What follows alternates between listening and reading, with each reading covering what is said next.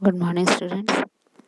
Today we are going to start the second module. We have completed the first module of the syllabus, and in the second module we'll discuss about the classification of living things.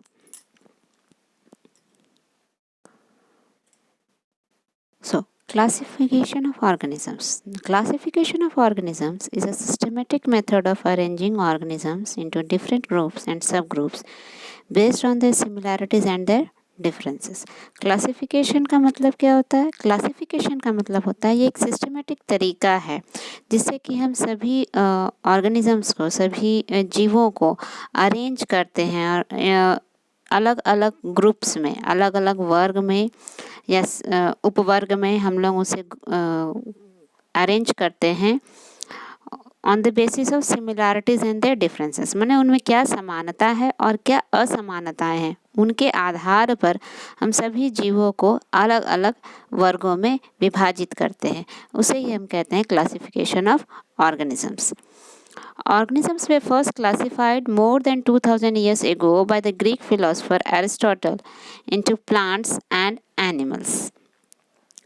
Organisms को सबसे पहले 2000 वर्ष पूर्व एक Greek philosopher Aristotle ने ही विभाजित किया था प्लांट्स और एनिमल्स में, मतलब पौधे एवं जंतु में. The plants were classified in three kinds based on stem differences. मतलब उनके जो स्टेम में क्या असमानताएं हैं, क्या डिफरेंसेस हैं, उनके आधार पर प्लांट्स को, पौधों को 3 भागों में विभाजित किया गया था और एनिमल्स को भी 3 भागों में विभाजित किया गया था on the basis of the place of their dwelling. मतलब जहाँ पर वो रहते हैं, दैट इज़ लैंड, वाटर और एयर ड्वेलर्स. मतलब वो ज़मीन पे रहते हैं, पानी में रहते हैं या हवा में रहते हैं. इनके आधार पर 3 भागों में जंतु को विभाजित किया गया था. The classification system of Middle Ages were polynomial system. Poly means many and nomial means name, which were used for 100 years. पहले शुरू में मिडिल एजेस में पॉलिनोमियल सिस्टम चलता था. पॉली मतलब होता है बहुत और नोमियल मतलब नाम, मतलब बहुत सारे नाम होते थे. ये करीब 100 वर्षों तक यही सिस्टम चलता रहा. करीब until mid 1700 biologists added a series of descriptive terms to the names of the genus which they wanted to refer to a particular kind of organisms called species. These phrases, starting with the name of the genus, came to be known as polynomials, strings of Latin words and phrases consisting of up to 12 or more words. ये polynomial system जो था ये करीब 1700 सदी तक चलता रहा. इसमें क्या करते थे, जो भी बायोलॉजिस्ट थे वो जो भी ऑर्गेनिज्म थे उनके जीनस के नाम के साथ में उसके बारे में डिस्क्रिप्शन दे देते थे. जितने तरह के भी स्पीसीज़ को डिफाइन करने के लिए, स्पीसीज़ को बताने के लिए उस ऑर्गेनिजम्स के डिस्क्रिप्शंस को देते जाते थे. उसमें बहुत सारे फ्रेज को ऐड कर देते थे. पहले जीनस का नाम दे देते थे, उसके बाद उसमें बहुत सारे फ्रेजेस ऐड करते चले जाते थे. ये फ्रेजेस करीब 12 या 12 से ज़्यादा वर्ड्स के भी हो सकते थे. तो इस तरीके से वो लोग एक स्पीसीज़ को नेम करते थे. जैसे अगर उन्हें अगर सपोज डैट कि उन्हें कोई बर्ड को अगर ये करना है, क्लासिफाई करना है, तो बर्ड का जीनस दे दिए और उसके बाद में वो उसके बारे में बताया कि फ्लाइंग इन एयर और बिग लाइक दिस, इस तरह से करके वो लोग उसको डिस्क्राइब करते थे. Swedish biologist Carolus Linnaeus cataloged all the different kinds of organisms. फिर एक स्वीडिश बायोलॉजिस्ट थे कैरोलस लिनियस. उन्होंने जितने भी तरह के ऑर्गेनिजम्स थे उन सब को वर्गीकृत किया. Taxonomy, the branch of science that deals with the classification of living organisms. अब टैक्सोनॉमी क्या होता है? टैक्सोनॉमी वो साइंस का ब्रांच है जो कि लिविंग ऑर्गेनिजम्स में जो भी जीव जंतु हैं उनके क्लासिफिकेशन, उनके वर्गीकरण के बारे में बताता है. वो साइंस जिसमें कि लिविंग ऑर्गेनिजम्स या जीव जंतु के प्राणी विज्ञान के वर्गीकरण के बारे में बताया गया हो, उस विषय को, उस साइंस के भाग को हम टैक्सोनॉमी कहते हैं. Taxon, the plural is taxa. A group of organisms at a particular level in a classification system is called a taxon. अब एक पर्टिकुलर लेवल में जो क्लासिफिकेशन सिस्टम है उसमें एक ग्रुप ऑफ ऑर्गेनिज्म को एट अ पर्टिकुलर लेवल, एक level में, उसे हम टैक्सन कहते हैं.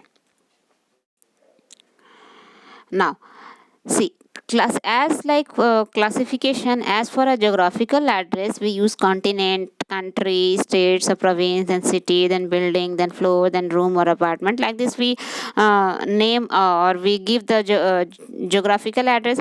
In the similar way we give the taxonomical address with the name of kingdom, phylum, class, order, family, genus, species. तब जैसे कंटिनेंट हुआ तो सबसे ऊपर हो गया किंगडम, उसके बाद आता है फाइलम, उसके बाद क्लास, उसके बाद ऑर्डर, उसके बाद फैमिली, फिर जीनस, फिर species. The group of species they form genus, group of genus they form family, group of families they form order, and group of orders they constitute a class, and group of class they make a phylum, and a group of phylum they make the kingdom. Here you can see the classification of the Panthera tigris.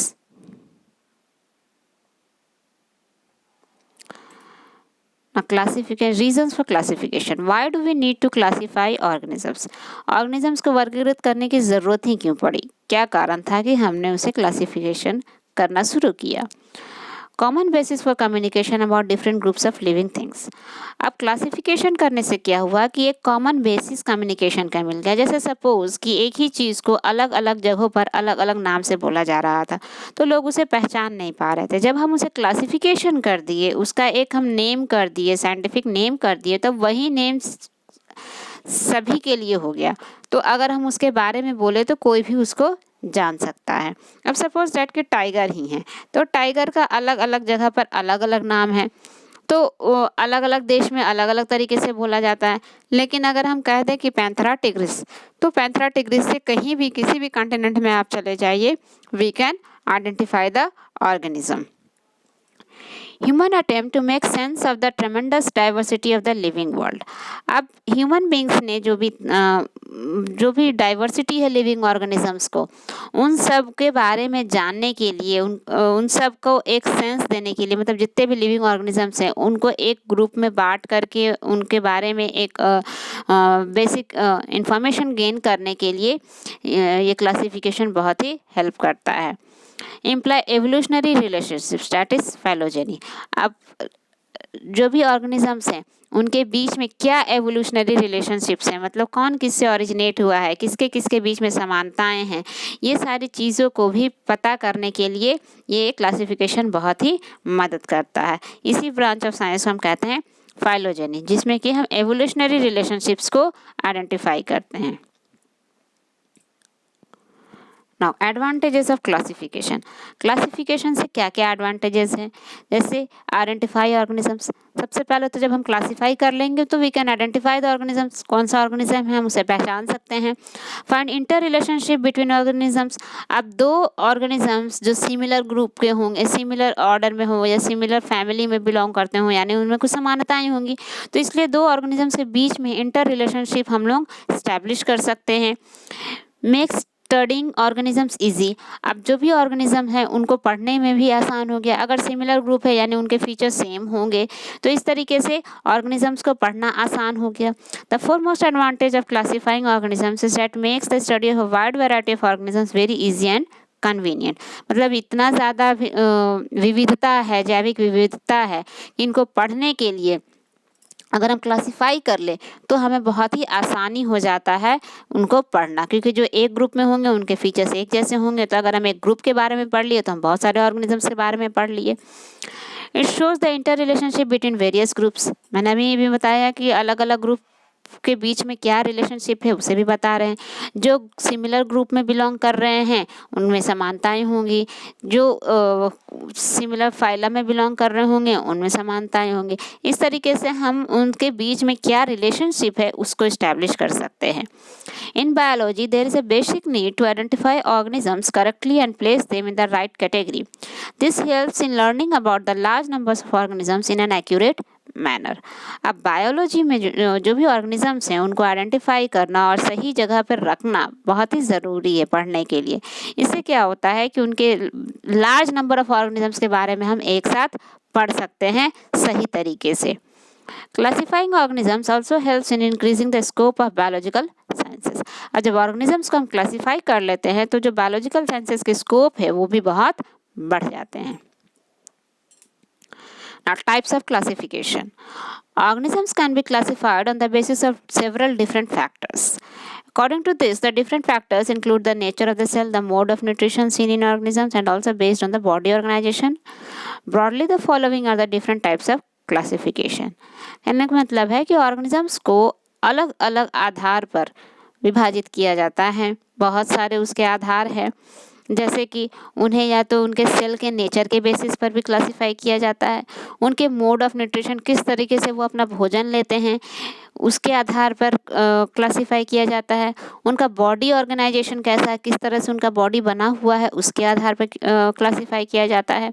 तो broadly अगर देखा जाए तो उनको निम्न प्रकार में divide किया जाता है। जैसे सेल नेचर, किस तरह का सेल से बने हैं उसके आधार पर उन्हें डिवाइड किया जाता है। पहला है दैट इज प्रोकैरियोटिक और यूकैरियोटिक। प्रो मतलब होता है एंशिएंट एंड यू मतलब होता है न्यू, और कैरियोटिक मतलब न्यूक्लियस। ठीक है, जिसमें कि जो एंशिएंट ऑर्गेनिजम्स है जिसमें कि न्यूक्लियस एब्सेंट हो, न्यूक्लियोलस लाइक स्ट्रक्चर होते हैं, मेम्ब्रेन बाउंड न्यूक्लियस नहीं होता है, वेल डेवलप्ड न्यूक्लियस नहीं होता है। और यूकैरियोट्स में well developed membrane bound nucleus होते हैं और मेम्ब्रेन बाउंड और भी अदर ऑर्गेनल्स होते हैं। So depending on whether the cells of the organisms are prokaryotic or eukaryotic, organisms can be classified into two categories. मतलब सेल नेचर के आधार पे दो भागों में बांटा जाएगा, प्रोकैरियोटिक और eukaryotic. Prokaryotic organisms have prokaryotic cells in which nuclei and cell organelles are not demarcated clearly. Prokaryotic वो ऑर्गेनिजम्स वो होंगे जिनमें प्रोकैरियोटिक सेल्स होंगे, और प्रोकैरियोटिक सेल्स कौन होंगे जिनमें न्यूक्लियस और भी सेल ऑर्गेनल्स हैं उनके बीच में क्लियर कट डिमार्केशन नहीं है, विभाजन नहीं है। मतलब वो न्यूक्लियर मेम्ब्रेन से या किसी मेम्ब्रेन से वो एनक्लोज्ड नहीं है, मेम्ब्रेन बाउंड ऑर्गेनल्स उसमें नहीं हैं। तो सभी के सभी क्या है, आपस में एक दूसरे से मिलते हुए रहेंगे, कोई डिमार्केशन नहीं होगा, उन्हें हम कहेंगे प्रोकैरियोटिक ऑर्गेनिजम्स। और यूकैरियोटिक ऑर्गेनिजम्स क्या होंगे, जिनमें यूकैरियोटिक सेल्स होंगे। और यूकैरियोटिक सेल्स कौन होते हैं, जिनमें क्लियर न्यूक्लियस हो और मेम्ब्रेन बाउंड सेल ऑर्गेनल्स हो।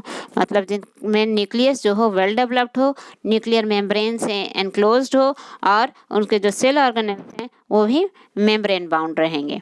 तो मेम्ब्रेन बाउंड होने से वो सभी के सभी सेल ऑर्गेनल्स क्लियरली डिमार्केटेड रहेंगे। Now, these are the two types of cells, that is eukaryotic and prokaryotic. In prokaryote, you can see there is no nuclear membrane. You can see nucleolide structure. A well-developed nucleus is not found there. In eukaryotic cells, you can see a nucleolus, and then there is a nucleus which is bound by a nuclear membrane. So we can see this. This is membrane. This is nucleolus. So in this way we can see that there is a difference in the nucleus.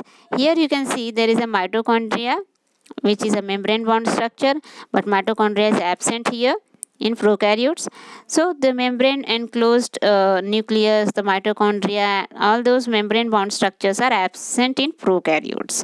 You can see a capsule over here in the prokaryotes, but in eukaryotes there is no capsule.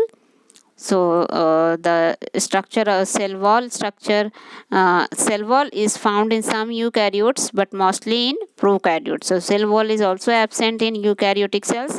So these are the major differences between eukaryotes and prokaryotes. So this is an important question, differences between eukaryote and prokaryote with the diagram. So you can make the differences. Now the second basis for classification are the cells that do they occur singly or in clusters. मतलब जो cells हैं वो अकेले हैं या एक clusters में है, ग्रुप में हैं, तो उसके आधार पर भी हम डिवाइड करते हैं। उसके आधार पे हम उनको डिवाइड करते हैं into unicellular and multicellular organisms. If there is only one cell, then it is a unicellular organism. Amoeba is an example of a unicellular organism. अगर एक ही सेल है तो वो यूनिसेलुलर ऑर्गेनिज्म है, और अगर उसमें बहुत सारे सेल्स हैं जो कि एक साथ ग्रुप बना करके एक स्पेशलाइज्ड टिश्यू बना लेते हैं, then that is a multicellular organism. So every group of specialised cells has a specialised functions. अब ये जो मल्टीसेलुलर ऑर्गेनिजम्स में जो ग्रुप ऑफ सेल्स होते हैं वो एक स्पेशलाइज्ड ग्रुप बनाते हैं जो कि एक स्पेशल फंक्शन करते हैं। तो अलग अलग तरह के स्पेशलाइज्ड ग्रुप्स होंगे जो अलग अलग स्पेशल फंक्शंस को करेंगे, तो उस तरीके से वो हो जाते हैं मल्टी सेलुलर ऑर्गेनिजम्स। इसमें बहुत सारे वर्म्स हैं, इंसेक्ट्स हैं। ना मोड ऑफ न्यूट्रिशन, किस तरीके से वो अपना भोजन लेते हैं, इसके आधार पर भी हम ऑर्गेनिजम्स को क्लासिफाई करते हैं into autotrophs and heterotrophs. Auto मतलब होता है सेल्फ और ट्रॉप मतलब होता है टू मेक फूड, ठीक है। तो जो ऑर्गेनिजम्स अपना खाना खुद बना लेते हैं उन्हें हम कहते हैं ऑटोट्रॉप्स बाय फोटोसिंथेसिस प्रोसेस। और हेटेरो मतलब होता है डिफरेंट, मतलब दो organisms which can not make their own food and depend on others for their food, they are heterotrophs. जो अपना खाना खुद नहीं बनाते हैं बल्कि दूसरे पे डिपेंडेंट होते हैं खाने के लिए, दैट इज हेटेरोट्रॉप्स। ऑटोट्रॉप्स भी दो तरह के होते हैं, एक होता है कीमो ऑटोट्रॉप्स और एक होता है फोटो ऑटोट्रॉप्स। फोटो ऑटोट्रॉप्स का मतलब वो फोटो मतलब हुआ लाइट, मतलब लाइट के हेल्प से यानी थ्रू फोटोसिंथेसिस लाइट को यूज करके जो फूड बनाए दैट इज फोटो ऑटोट्रॉप्स। और जो केमिकल्स को यूज करके अपना खाना खुद बनाए दैट इज कीमो ऑटोट्रॉप्स। वैसे ही हेटेरोट्रॉप्स में भी बहुत सारे ग्रुप्स हैं। Now the next level is level of body organization. Every organism has specialized body parts and body organizations. In plants, the different parts include roots, stems, leaves and branches. अब plants में roots, stems, leaves, branches ये अलग अलग different parts है। In animals they specialised organs that perform various functions of breathing, circulation etcetera. तो किस तरह का लेवल ऑफ ऑर्गेनाइजेशन है, मतलब अभी प्रीमिलरी लेवल ऑफ ऑर्गेनाइजेशन है उसमें सिर्फ टिश्यू लेवल ऑफ ऑर्गेनाइजेशन हुआ है या ऑर्गन सिस्टम डेवलप हुआ है या सिर्फ कुछ ऑर्गन्स डेवलप हुए हैं या वेल डेवलप्ड पूरा ऑर्गन सिस्टम से, इस बेसिस पर भी कितना उसमें डेवलपमेंट हुआ है, किस लेवल ऑफ ऑर्गेनाइजेशन है उसके बॉडी में, डैट उस बेसिस पर भी हम उन्हें क्लासीफाई करते हैं। Now this is a table of the types of classification. Here you can see on the basis of cell nature there is prokaryotic and eukaryotic, on the basis of cell occurrence that is unicellular or multicellular, on the basis of mode of nutrition it is autotrophs and heterotrophs, and on the basis of level of body organization. Now the present system which is used nowadays, the 5 kingdom classification given by the Robert Whittaker is used nowadays. The 5 kingdoms are kingdom Monera, kingdom Protista, kingdom Fungi, kingdom Plantae and kingdom Animalia. We'll deal about this in detail in the next slides.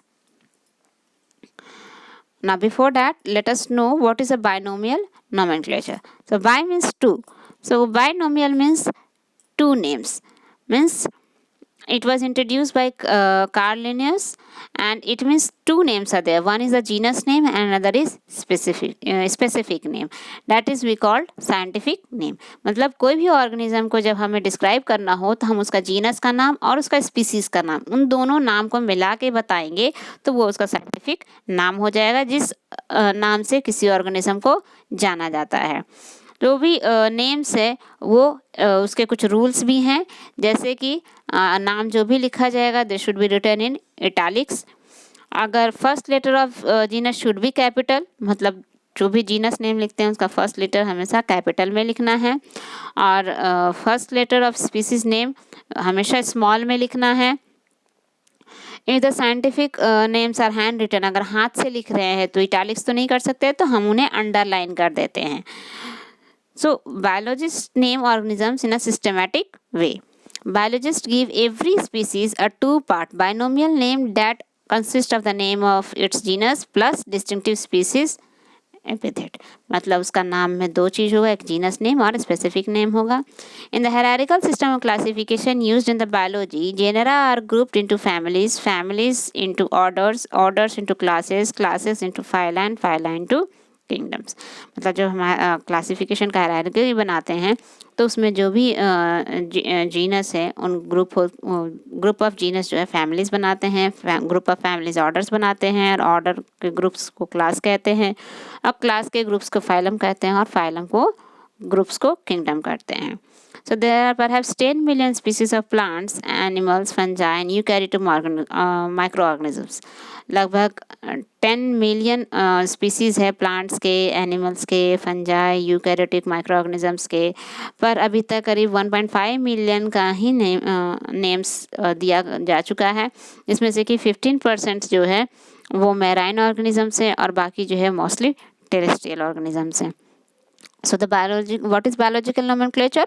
A species is identified by both its genus name and specific name, that is biological nomenclature. जैसे human beings को हम कहते हैं होमो sapiens, होमो हो गया genus name, sapiens हो गया specific name.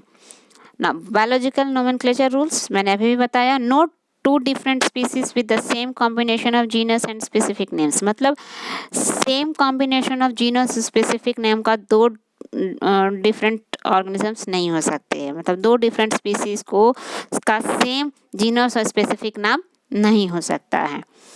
No species given more than one combination of genus and specific name, मतलब एक स्पीसीज को एक से ज़्यादा कॉम्बिनेशन नहीं मिलेगा जीनस और स्पेसिफिक का, मतलब अगर एक ऑर्गेनिज्म है तो उसका एक ही जीनस और स्पेसिफिक नेम होगा, दूसरा नहीं होगा।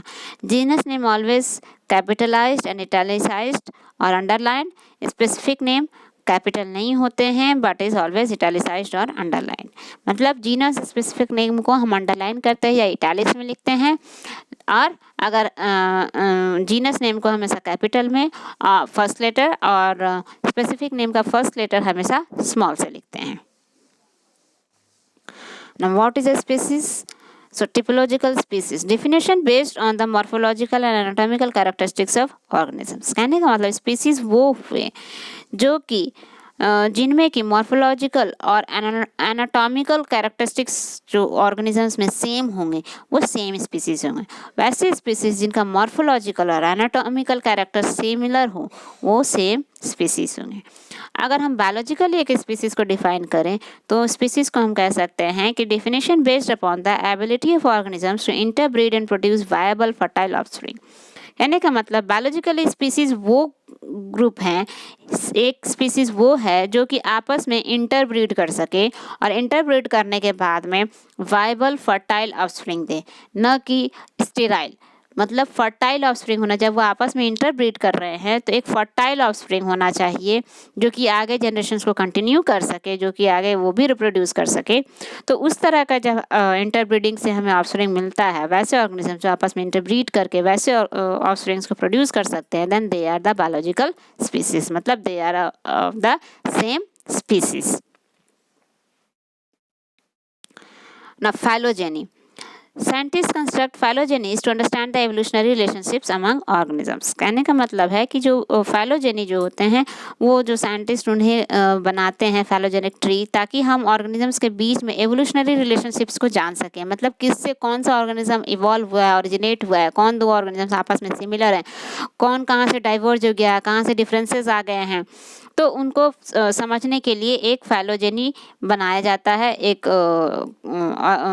ऑर्गेनाइजेशन किया जाता है, रिप्रेजेंटेशन किया जाता है, उसे हम कहते हैं phylogeny. Taxonomist may use different approaches to classify organisms. Organisms को क्लासीफाई करने के लिए टैक्सोनॉमिस्ट बहुत सारे तरीका यूज कर सकते हैं, जैसे कि cladistic system of classification arrange organisms according to evolutionary relatedness based on the presence of shared और डेराइव्ड ट्रेट्स। अब क्लैडिस्टिक सिस्टम क्या होता है, इसमें ऑर्गेनिजम्स को अरेंज किया जाता है उनके एवोल्यूशनरी रिलेशनशिप्स के बेसिस पर, मतलब वो किससे क्या इवॉल्व हुए हैं उसके आधार पर, जो कि वो अपना उनका जो भी कैरेक्टरिस्टिक्स है, जो भी उनके अंदर जो गुण हैं वो क्या वो आपस में शेयर कर रहे हैं या क्या एक दूसरे से लिए हुए हैं, उनके आधार पे एक एवोल्यूशनरी रिलेशनशिप एस्टैब्लिश किया जाता है, उसे हम कहते हैं cladistic system. Traditional taxonomy classifies organisms based on large amounts of information, giving due weight to the evolutionary significance of certain characters। इसमें ट्रेडिशनल टैक्सोनॉमी में जो है ऑर्गेनिजम्स को बहुत सारे बेसिस पर क्लासीफाई किया जाता है, बहुत सारे इन्फॉर्मेशंस को कलेक्ट करके उसके बाद उसको क्लासीफाई किया जाता है।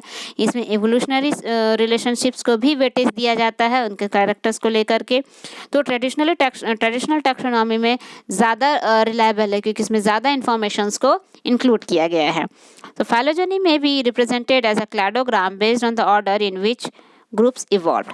अब फाइलोजेनी को रिप्रेजेंट किया जाता है क्लैडोग्राम में। क्लैडोग्राम को ऑन द बेसिस ऑफ किस तरीके से वो और जो ऑर्गेनिज्म इवॉल्व हुए हैं उसके ऑर्डर में उसको क्लैडोग्राम में अरेंज किया जाता है। अब क्लैडोग्राम क्या है? A branching diagram that represents the phylogeny. So cladogram is the branching diagram that represents the phylogeny, मतलब किससे कौन इवॉल्व हुए हैं उसको रिप्रेजेंट करने के लिए जो ब्रांचिंग डायग्राम हुआ दैट इज क्लैडोग्राम। तो जो क्लैडोग्राम को रिप्रेजेंट कर रहे हैं that is phylogeny. So traditional taxonomist weight characters according to assumed importance. जो ट्रेडिशनल टैक्सोनॉमिस्ट हैं वो जो वेट कैरेक्टर्स हैं उसको वेट देते हैं और भी फंक्शंस को एज्यूम्ड इम्पोर्टेंस को भी लेते हैं और भी इंफॉर्मेशंस को लेते हैं और इस एवोल्यूशनरी रिलेशनशिप्स को भी फाइलोजेनी को भी वह इम्पोर्टेंस देते हैं। That's why traditional taxonomy is more reliable and is in use. Now this is the diagram figure. We can see here there are two methods of classification. One is the cladistic system and another one is the traditional system. In cladistic system you can see that there is a group of Mammalia, Reptilia and Archosaurus. Only this type of groups are there. Here you can see Mammalia, turtles, crocodiles, birds, dinosaurs, lizards and snakes. So here you can see the crocodile, birds, dinosaurs, they all are placed in the archosaurs. Okay, and the turtles, crocodiles, birds, dinosaurs, lizards, they're all placed in the reptiles. But birds and crocodiles, they are different.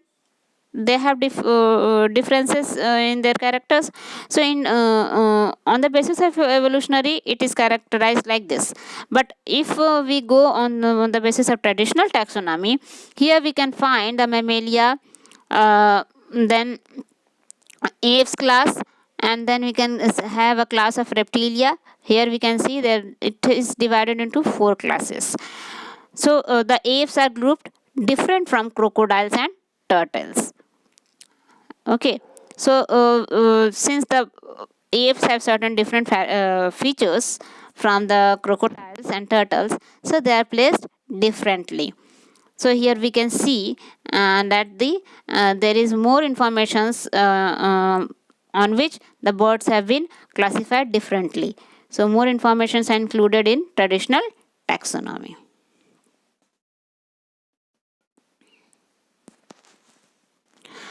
Now there are various characteristics to classify organisms into kingdom. The basic major characteristics used to classify organisms into kingdoms are cell structure, that is prokaryotic versus eukaryote, cell wall, present or absent, cell wall chemistry, presence or absence of other organelles. मतलब अगर हम एक kingdom में classify कर रहे हैं organisms को तो उसमें बहुत सारे आधार है, जैसे कि सेल स्ट्रक्चर में प्रोकैरियोट है या यूकैरियोट है, उनमें सेल वॉल प्रेजेंट है कि नहीं है, फिर सेल वॉल का केमिस्ट्री कैसा, सेल वॉल किस चीज़ का बना हुआ है, फिर जो कुछ ऑर्गेनेल्स हैं वो है या नहीं है, उसके आधार पर भी हम ऑर्गेनिजम्स को अलग अलग किंगडम्स में डिवाइड करते हैं। फिर सेलुलैरिटी सेकंड फीचर है, सेलुलैरिटी यूनिसेलुलर है या मल्टीसेलुलर है, उनमें लेवल ऑफ ऑर्गेनाइजेशन का सेल्स का किस तरीके से है, टिश्यूज़ में है, ऑर्गन्स में है, ऑर्गन सिस्टम्स में है, कैसा लेवल ऑफ ऑर्गेनाइजेशन है। Third one is mode of nutrition, that is heterotrophy है या ऑटोट्रॉपी है, फिर फोटो ऑटोट्रॉपी है या कीमो ऑटोट्रॉपी है, फिर सेप्रोफाइटिक है या फिर इंजेस्टिव है। सेप्रोफाइटिक मतलब होता है कि जो dead and decade organic matter से अपना न्यूट्रिशन लेते हैं। उसमें क्या होता है कि जो ऑर्गेनिजम्स होते हैं वो एंजाइम्स को बाहर निकालते हैं और बाहर में जो ऑर्गेनिक मैटर है उसको डिके करते हैं, उसको डाइजेस्ट करते हैं और देन दे टेक इट। और इंजेस्टिव में क्या होता है, they take the food and they digest it within the body. तो इस तरीके से हम ऑर्गेनिजम्स को अलग अलग किंगडम में इस आधार पर भी डिवाइड करते हैं। इस बेसिस पे ऑर्गेनिजम्स को किंगडम्स ऑफ लाइफ को जो भी है 2 भाग में बांटा गया। पहले तो था एक ट्रेडिशनल किंगडम ऑफ लाइफ जिससे बांटा गया था प्लांट किंगडम और एनिमल किंगडम में। मैंने बताया कैरोलस एरिस्टोटल ने 2 में बांटा था। उसके बाद में डेवलप हुआ 5 kingdom of life, Monera, Protista, Plantae, Fungi and Animalia. ये है different approaches to classify living organisms. शुरू में जब क्लासिफिकेशन की शुरुआत हुई तो कैरोलस लिनियस ने 2 किंगडम सिस्टम को स्टार्ट किया। उन्होंने सभी जो भी अपना खाना खुद बनाते थे उन्हें प्लांटी में कर दिया, और जो नहीं बनाते थे उन्हें एनिमेलिया में कर दिया। फिर उसके बाद में विटेकर ने उसको मॉडिफाई किया और 5 किंगडम सिस्टम को एस्टैब्लिश किया, जिसमें उन्होंने मोनेरा, प्रोटिस्टा और फंजाई को अलग किया और प्लांटी और एनिमेलिया एक किया। तो जैसे जो यूनिसेलुलर ऑर्गेनिज्म, जो प्रोकैरियोटिक ऑर्गेनिजम्स थे, तो प्रोकैरियोटिक ऑर्गेनिजम्स को उन्होंने अलग किंगडम दे दिया मोनेरा और प्रोटिस्टा में। फिर फंजाई एक अलग दिया, फंजाई में भी कुछ यूनिसेलुलर ऑर्गेनिजम्स हैं। और फिर प्लांटी से उन्होंने मल्टीसेलुलर ऑर्गेनिजम्स को अलग डिफ्रेंशिएट किया। फिर उसके बाद में वोल्स ने 6 किंगडम क्लासिफिकेशन स्टैब्लिश किया, जिसमें उन्होंने मोनेरा को 2 भागों में विभाजित किया, that is you bacteria and Archie bacteria. Archie bacteria वो बैक्टीरिया है जो कि प्रिमिटिव है, जो जब अर्थ का एवोल्यूशन हुआ था उस समय जो बैक्टीरिया इवॉल्व हुए शुरू में, उन्हें कहते हैं आर्की बैक्टीरिया। आर्की मतलब होता है एंशिएंट। यू बैक्टीरिया, जो बैक्टीरिया बाद में डेवलप किए, उन्हें कहते हैं यू बैक्टीरिया। ये आर्की बैक्टीरिया जो है वे एक्सट्रीम कंडीशंस में भी सर्वाइव कर सकते हैं, बट यू बैक्टीरिया नहीं कर सकते। तो मोनेरा किंगडम को ही इन्होंने 2 भागों में डिवाइड कर दिया, यू बैक्टीरिया और आर्की बैक्टीरिया। और फिर प्रोटिस्टा, फंजाई, प्लांटी और एनिमेलिया ऐसा ही थे। उसके बाद यूज ने ही 3 डोमेन सिस्टम को भी डिफाइन किया, जिसमें उन्होंने 3 डोमेन बना दिया। एक बनाया बैक्टीरिया, एक आर्की और एक यूकैरिया। मतलब एक बैक्टीरिया का ग्रुप था, बैक्टीरिया में जो यू बैक्टीरिया थे वो थे यूनिसेलुलर, फिर आर्की बैक्टीरिया जो कि एंशिएंट थे, प्रिमिटिव थे, और बाकी जितने भी ग्रुप्स थे प्रोटिस्टा, फंजाई, प्लांटी, एनिमेलिया, इन सबको यूकैरिया में क्लासिफाई कर दिया। तो इस तरीके से उन्होंने 3 डोमेन बना दिया, इंस्टेड ऑफ किंगडम उन्होंने 3 डोमेन सिस्टम कर दिया था। ये भी वही चीज़ है, major groupings of living things, modern idea है। 8 किंगडम क्लासिफिकेशन भी होता है, बैक्टीरिया, आर्की जो हुआ, protista, cornea, Plantae, fungi, animalia. फिर यहाँ पे डोमेन सिस्टम भी है, ये सारे जितने भी है ये सभी एक यूकैरिया में हैं, और एक डोमेन बैक्टीरिया है, डोमेन आर्की है, और बाकी जितने भी हैं आर्किजोआ, यूग्लेनोसिया और ये सब जितने भी ग्रुप्स हैं, ये सारे के सारे हमारे यूकैरिया में हैं। Now, all living organisms are grouped into one of a few major categories. अब जितने भी organisms हैं इन्हें किसी न किसी एक कैटेगरी में डिवाइड करते हैं। A fundamental division among organisms is between prokaryotes which lacks a true nucleus and eukaryotes which have a true nucleus and several membrane-bound organelles. अब जो फंडामेंटल डिवीज़न है वो है प्रोकैरियोट और यूकैरियोट। प्रोकैरियोट वो जिनमें कि ट्रू न्यूक्लियस नहीं है, और यूकैरियोट्स वो जिसमें कि ट्रू न्यूक्लियस है और मेम्ब्रेन बाउंड ऑर्गेनेल्स हैं।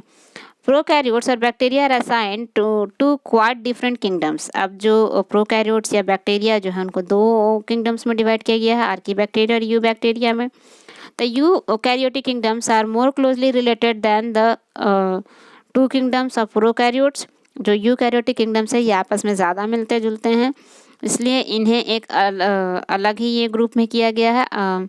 That is, many distinctive evolutionary lines of unicellular eukaryotes exist. Most are in the protista group. अब जो भी यूकैरियोट्स में भी कुछ यूनिसेलुलर ऑर्गेनिजम्स हैं जिनको हमने प्रोटिस्टा में रखा है। 3 of the major evolutionary lines of eukaryotic organisms that consist principally or entirely of multicellular organisms are recognized as separate kingdoms. अब 3 एवोल्यूशनरी ग्रुप हैं यूकैरियोटिक के जो कि मल्टीसेलुलर ऑर्गेनिजम्स हैं, उन्हें हमने 3 अलग किंगडम में डिफाइन किया है, प्लांटी, एनिमेलिया और फंजाई में। True multicellularity and sexuality are found only among eukaryotes. अब जो मल्टीसेलुलरिटी या सेक्सुअल रिप्रोडक्शन जो है ये यूकैरियोट्स में ही देखा जाता है। Multicellularity confirms the advantages of functional specialization. Sexuality permits genetic variation among descendants. Multicellularity से क्या फ़ायदा होता है कि एक फंक्शनल स्पेशलाइजेशन हो जाता है, मतलब किसी एक काम के लिए वो स्पेसिफिक हो जाते हैं। जैसे अगर उनका काम है ट्रांसपोर्ट करना तो वो सिर्फ ट्रांसपोर्ट करेंगे, अगर उनका काम है एक्सक्रीट करना, तो वो सिर्फ एक्सक्रीशन का काम करेंगे, तो एक स्पेसिफिक काम करते हैं, स्पेशलाइज्ड फंक्शन करते हैं। और सेक्सुअलिटी से, सेक्सुअल रिप्रोडक्शन से क्या होगा कि जेनेटिक वेरिएशन आने लगता है। जब दो ऑर्गेनिजम्स के बीच में सेक्सुअल रिप्रोडक्शन होगा तो दोनों के जो गुण हैं वो आपस में मिल करके ऑफस्प्रिंग में आते हैं, तो एक जेनेटिक वेरिएशन क्रिएट होने लगता है उसके ऑफस्प्रिंग्स में, डिसेंडेंट्स में। Viruses are not organisms and are not included in the classification of organisms.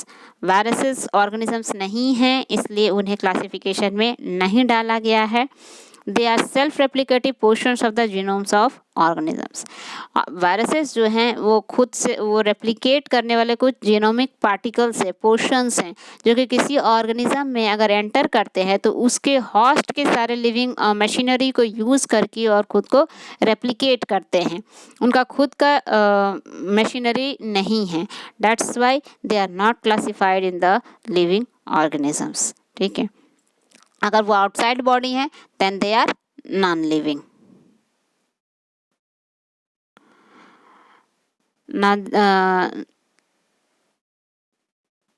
Now in the next class we'll deal about the five kingdom of classification, kingdoms of life, and their specific features, and the domain, the three domains, and other facts about the classification of living organisms.